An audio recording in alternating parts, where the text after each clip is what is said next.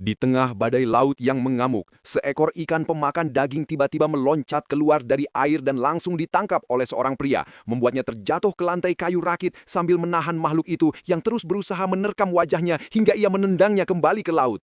Dari kejauhan, gerombolan ikan serupa bermunculan di permukaan ombak dan menyerang, namun seorang pemuda memukul dua ekor ikan yang melompat ke arahnya hingga terpental. Seorang gadis ikut membantu memukul ikan yang naik ke atas rakit, tetapi di tengah kekacauan itu, ponsel pemuda tersebut malah berdering dan ia menjawabnya tepat saat pria dan gadis itu mati-matian menghalau serangan ikan.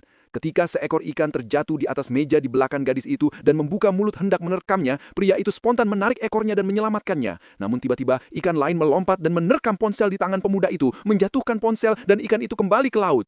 Pria itu lalu melempar ikan yang masih ia pegang dan pemuda itu memukulnya hingga terlempar jauh. Ketegangan memuncak ketika seekor ular laut raksasa muncul dari bawah ombak dan menerkam ikan yang sedang melompat, membuat pemuda itu kehilangan keseimbangan sebelum ditolong pria tersebut.